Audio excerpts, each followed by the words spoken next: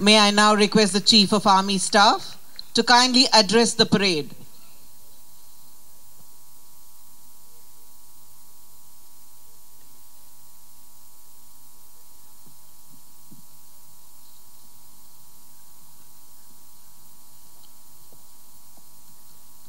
सेना दिवस 2023 के अवसर पर मैं भारतीय सेना के सभी रैंकों और उनके परिवारों, रक्षा कर्मियों तथा पूर्व सैनिकों को हार्दिक शुभकामनाएं देता हूं। आज के दिन हम उन वीरों को याद करते हैं जिन्होंने देश की रक्षा में अपनी जान न्यौछावर कर दी। उनके शौर्य और बलिदान की गाथा आने वाले पीढ़ियों को प्रेरित करते रहेगी। मैं उनके परिवारों को आश्वासन दिलाना चाहता हूं कि वो हमेशा सेना के परिवार का हिस्सा बने रहेंगे और हम उनके कल्याण का पूरा ध्यान रखेंगे। साथ ही में chief of army staff unit citations प्राप्त करने वाले सभी यूनिट्स और व्यक्तिगत गैलेंट्री अवार्ड्स विजेता को मैं बधाई देता हूं। आज की परेड में भाग ले रहे सभी रैंक्स को मैं शाबाशी देता हूं। आपके अनुशासन, कठिन परिश्रम और मिलिट्री प्रिसिशन का यह एक सराहनीय प्रदर्शन था। यह पहला अवसर है जब आर्मी डे परेड और उससे जुड़े अन्य कार्यक्रम राजधानी दिल्ली से बाहर आयोजित किए जा रहे हैं। इससे सेना को देशवासियों से जुड़ने का सुनहरा मौका मिला है। मुझे यकीन है कि इससे हमारे रिश्ते और मजबूत होंगे तथा नागरिकों द्वारा हम पर जताए गए भरोसे को कायम रखने की हमारी प्रतिबद्धता और मजबूत होगी। बेंगलुरु की खासियत यह भी है कि फील्ड मार्शल करियप्पा, जिनके भारतीय सेना के कमांडर इन चीफ बनने के उपलक्ष्य में आर्मी डे मनाया जाता है, वो यहाँ से नज़दीक मदिकेरी के निवासी थे। यह इस मौके को और भी खास बनाता है। बीते वर्ष में भारतीय सेना ने सुरक्षा संबंधी चुनौतियों का निरंतर दृढ़ता से सामना किया और सक्रियता तथा मजबूती के साथ सीमाओं की सुरक्षा निश्चित की है। साथ ही सेना ने कैपेबिलिटी डेवलपमेंट, फोर्स रिस्ट्रक्चरिंग और ट्रेनिंग में सुधार संबंधी कदम उठाए और भविष्य के युद्ध के लिए अपनी तैयारियों को और सुदृढ़ किया है। उत्तरी सीमावर्ती इलाकों में स्थिति सामान्य रही है और स्थापित प्रोटोकॉल्स और मौजूदा मैकेनिज्म के माध्यम से शांति बनाए रखने के लिए आवश्यक कदम उठाए गए हैं। लाइन ऑफ एक्चुअल कंट्रोल पर एक मजबूत डिफेंस पोस्चर बरकरार रखते हुए हम किसी भी कॉन्टिंजेंसी से निपटने के लिए पूरी तैयार है। हमारे बहादुर जवान कठिन इलाकों और कठोर मौसम के बावजूद सतर्कता से इन इलाकों में तैनात है। उन्हें सभी प्रकार के हथियार, उपकरण और सुविधाएं पर्याप्त मात्रा में दी जा रही है। सीमाओं पर स्थानीय प्रशासन, अन्य एजेंसीज और मिलिट्री के मिले जुले प्रयासों द्वारा इंफ्रास्ट्रक्चर डेवलपमेंट में भी बहुत सुधार हुआ है। इसको और अपग्रेड करने पर भी पूरा ध्यान दिया जा रहा है। पश्चिमी सीमावर्ती इलाकों में नियंत्रण रेखा पर सीज फायर बरकरार है और सीज फायर वायलेशंस में बड़ी मात्रा में कटौती हुई है, लेकिन सरहद के पार आतंकी इंफ्रास्ट्रक्चर अब भी बरकरार है। हमारा काउंटर इन्फिल्ट्रेशन ग्रिड वहां से होने वाली घुसपैठ को निरंतर नाकाम कर रहा है। जम्मू और पंजाब के इंटरनेशनल बाउंड्री सेक्टर में ड्रोन्स के जरिए हथियार और ड्रग्स की स्मगलिंग करने की कोशिश जारी रहती है। इस गतिविधि के खिलाफ भी काउंटर ड्रोन जैमर्स और स्पूफर्स अन्य इत्यादि उपकरण उपयुक्त कदम में लाए गए हैं। जम्मू एंड कश्मीर के आंतरिक इलाकों में प्रगतिशील तौर पर सुधार देखा गया है। वहाँ के अवाम ने हिंसा को अस्वीकार किया है और सकारात्मक बदलावों का स्वागत करते हुए सभी सरकारी पहलों में बड़ी संख्या में जोर शोर से हिस्सा लिया है। हालांकि सिक्योरिटी फोर्सेस के प्रयासों से हिंसा के मापदंडों में काफ़ी गिरावट आई है, लेकिन कई प्रॉक्सी आतंकवादी तंजीमों ने अपने आप को विजिबिलिटी देने के लिए टारगेटेड किलिंग्स की नई टेक्निक अपनाई है। भारतीय सेना अन्य सुरक्षा बलों के साथ मिलकर इन प्रयासों को विफल करने पर संकल्पित है। साथ ही हमारा प्रयास सद्भावना योजनाओं पर भी है, जिसके माध्यम से स्थानीय आबादी को मुख्य धारा में हम ले आ सके। इस प्रयास के तहत प्रभावशाली युवाओं को चुने हुए प्रोफेशनल फील्ड और खेलों में अपने सपनों को पूरा करने के अवसर प्रदान किए जा रहे हैं। देश के उत्तर पूर्वी क्षेत्रों में सुरक्षा स्थिति में निश्चित सुधार हुआ है। भारतीय सेना ने हिंसा के स्तर को कम करने और इंसर्जेंट्स को हिंसा का रास्ता छोड़ने में महत्वपूर्ण भूमिका निभाई है। होल ऑफ गवर्नमेंट अप्रोच के फलस्वरूप अधिकांश इंसर्जेंट ग्रुप्स ने सरकार के साथ शांति समझौते किए हैं या उस दिशा में वार्ता चल रही है। इन क्षेत्रों में अब विकास की गतिविधियों में तेजी आई है। हम विशेष रूप से दूर दराज के क्षेत्रों में लोगों को सशक्त बनाने और उनकी समृद्धि के लिए प्रयास जारी रखेंगे। पिछले वर्ष में ग्लोबल सिक्योरिटी एनवायरनमेंट में भी काफ़ी बदलाव देखे गए हैं। रशिया यूक्रेन कॉन्फ्लिक्ट ने डिसरप्टिव और ड्यूअल यूज टेक्नोलॉजीज को उपयोगिता के महत्व को स्पष्ट रूप से साबित किया है। इंफॉर्मेशन वॉरफेयर, साइबर और स्पेस युद्ध के नए डोमेन के रूप में उभर कर आए हैं।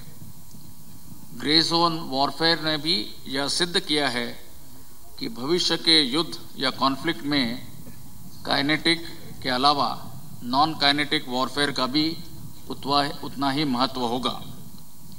इन कारणों से युद्ध क्षेत्र अधिक जटिल, संघर्षपूर्ण और घातक हो रहा है। देश के कॉम्प्रिहेंसिव नेशनल पावर का एक महत्वपूर्ण होने के नाते भारतीय सेना का दायित्व है कि हम इन खतरों के लिए सदैव तैयार रहें। आज भारत एक नए युग की चौखट पर खड़ा है। हम सब अंतर्राष्ट्रीय मंच पर भारत के बढ़ते कद, आर्थिक विकास और प्रगति को देख रहे हैं। देशवासियों की बढ़ती आकांक्षाओं और विश्व समुदाय की अपेक्षाओं को भी हम साक्षी हैं। इस सब के चलते यह अनिवार्य है कि भारतीय सेना राष्ट्रीय लक्ष्यों और उद्देश्यों के साथ पूरी तरह से अलाइंड और इंटीग्रेटेड रहे। हमें यह सुनिश्चित करना है कि सुरक्षा की दृष्टि से राष्ट्र की प्रगति में कोई बाधा ना आए। अपनी ऑपरेशनल प्रिपेयर्डनेस को और बढ़ावा देने के दिशा में भारतीय सेना ने ट्रांसफॉर्मेशन की बड़ी पहल की है, जिसका मैं संक्षेप में वर्णन करना चाहूँगा। फोर्स स्ट्रक्चरिंग और ऑप्टिमाइजेशन के प्रयास में हम अपने लड़ाई के दस्तों को इंटीग्रेटेड बैटल ग्रुप्स के रूप में बदलने की योजना बना रहे हैं, जो भविष्य के युद्ध में प्रभावशाली ढंग से योगदान देंगे। पुराने एस्टैब्लिशमेंट्स और यूनिट्स को भंग किया जा रहा है या उचित बदलाव के साथ नया रूप दिया जा रहा है। टीथ टू टेल रेशियो को प्रभावी बनाने के लिए मॉडर्नाइजेशन और टेक्नोलॉजी इन्फ्यूजन से सेना को राइट साइज किया जाएगा, ताकि ह्यूमन रिसोर्सेज या मैन पावर का सटीक प्रयोग किया जा सके। हमारा लक्ष्य होगा कि हम एक मैन पावर इंटेंसिव से टेक्नोलॉजी ड्रिवन सेना की ओर बढ़े। अपने ऑपरेशनल मैंडेट को अधिक प्रभावी ढंग से पूरा करने और खुद को एक आधुनिक, आत्मनिर्भर, टेक्नोलॉजी और बैटल वर्दी फोर्स में बदलने के लिए निरंतर प्रयास किए जा रहे हैं। हमारा प्राथमिक फोकस होगा हमारे सैनिक, जिनको भविष्य की चुनौतियों का सामना करने के लिए पूर्ण रूप से तैयार और लैस किया जाएगा। आधुनिक हथियारों और उपकरणों का प्रावधान इस प्रयास का अभिन्न हिस्सा है, जिसके लिए भारतीय सेना स्वदेशी समाधान ढूंढने के लिए प्रतिबद्ध है। आत्मनिर्भरता से आधुनिकता हमारा नया मूल मंत्र होगा। इंडियन डिफेंस इंडस्ट्री इस चुनौती के लिए सक्षम रूप से उभरकर आगे आ रही है। भारतीय सेना इंडस्ट्री के साथ एक बायर सेलर रिलेशनशिप से उठकर पार्टनरशिप की तरफ कदम बढ़ा रही है।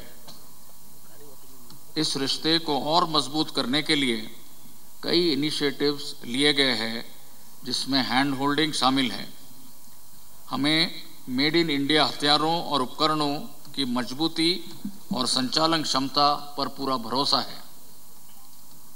Artificial intelligence, blockchain, quantum communications, unmanned systems और डायरेक्टेड एनर्जी वेपन्स जैसी नीश टेक्नोलॉजीज का भी स्वदेशीकरण किया जा रहा है। हमें पूरा विश्वास है कि भारतीय सेना भारतीय समाधानों के साथ भविष्य में युद्ध लड़ेगी और विजय प्राप्त करेगी। हमारे प्रोसेसेस और सिस्टम्स को कारगर और एफिशिएंट बनाने के दिशा में कुछ पारंपरिक प्रथाएं जो अब रिलेवेंस खो चुकी है, उन्हें हम समाप्त या बदल रहे हैं। फंक्शनल एफिशिएंसी को बढ़ाने के लिए हमें अपने प्रोसेसेस को और अधिक प्रभावशाली बनाना होगा। इंफ्रास्ट्रक्चर डेवलपमेंट और लॉजिस्टिक्स हमारे ऑपरेशनल प्रिपेयर्डनेस के महत्वपूर्ण अंग है।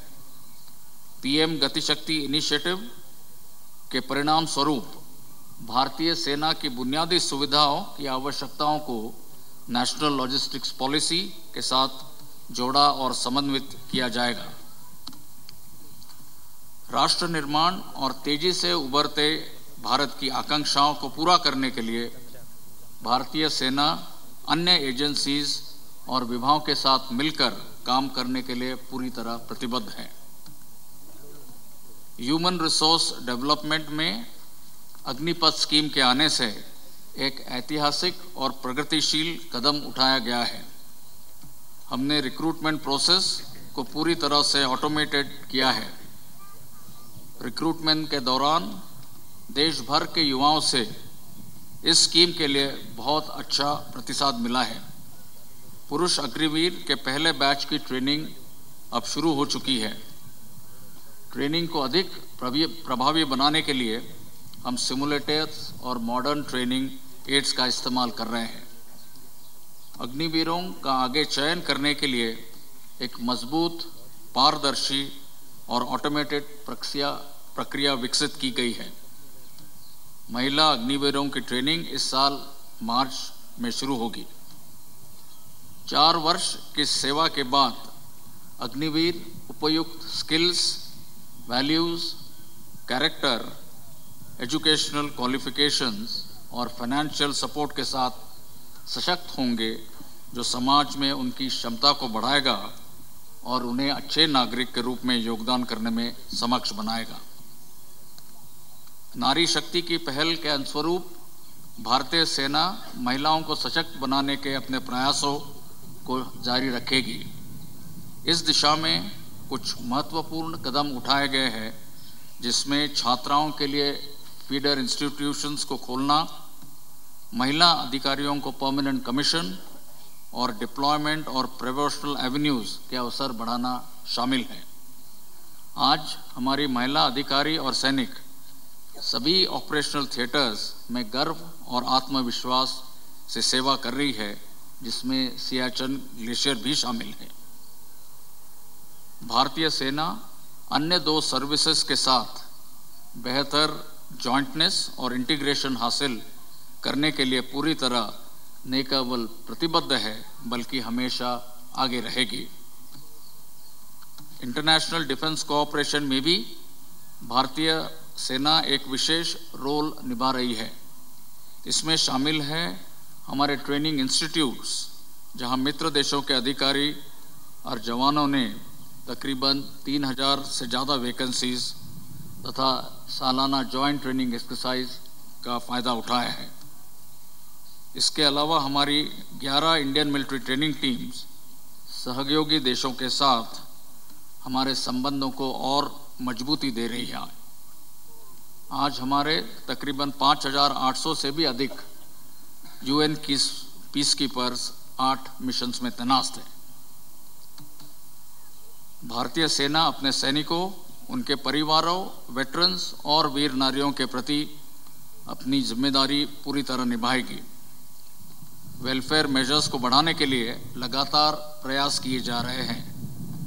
मैं सभी सर्विंग और रिटायर्ड सैनिकों तथा उनके परिवारों को आश्वासन देना चाहता हूं कि वो हमेशा हमारी प्राथमिकता रहेंगे।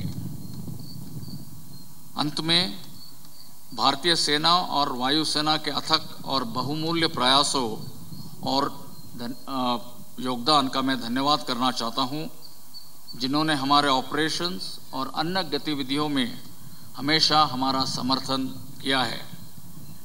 मुझे यकीन है कि भविष्य में तीनों सेनाएं संयुक्त रूप से ऑपरेशंस को अंजाम देकर विजय हासिल करेगी। इस आर्मी डे के अवसर पर नाम, नमक और निशान की आधारशिला पर कायम हमारी परंपरा अनुसार देश की सेवा में अपने आप को पुनः समर्पित करने का हम प्रण लेते हैं। जय हिंद।